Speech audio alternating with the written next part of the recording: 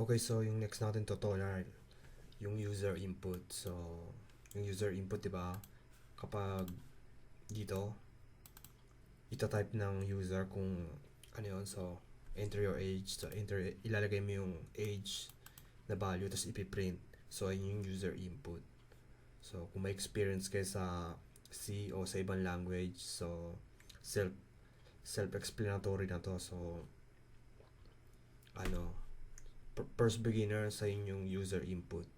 So, yung i-display nyo yung ilalagay nyo, tapos yung user, i-input nila para i-print natin o i-save natin sa variable. So, for example, itong line na to, int age, di ba?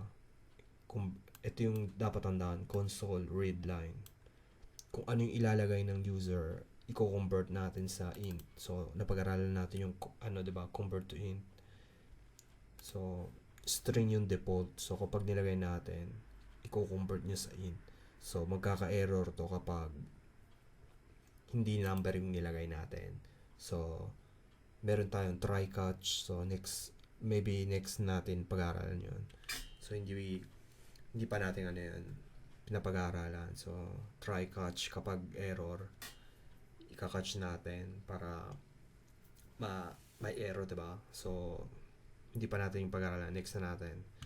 So, test natin. Console, right line. Your age is. Tapos run. So, enter age. So, 25. Your age is 25.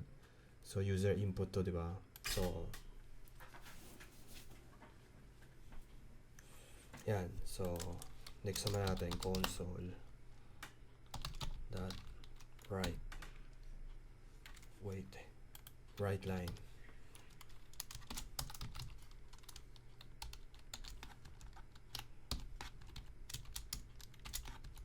So, what is your name? So,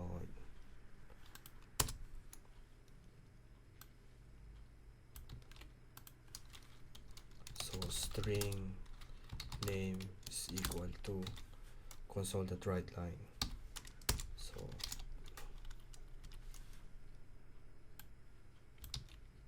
copy that.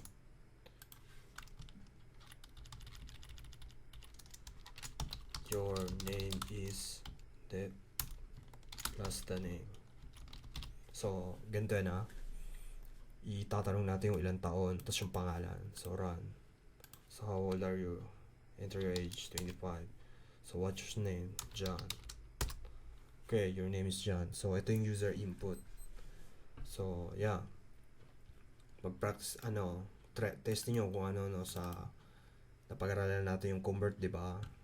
So, hindi pa natin pag-aaralan yung error catching. So, next time, natin pag-aaralan yun. So, ito yung user input. So, anong ibig sabihin yun? Kapag iba, for example, naglagay ako ng hindi siya number, so hindi siya integer, magkaka-error tayo. So, hindi natin kinatch yung error. So, next natin, maybe next episode ng tutorial natin, pag-aaralan natin yun. So, doon na tayo sa next tutorial.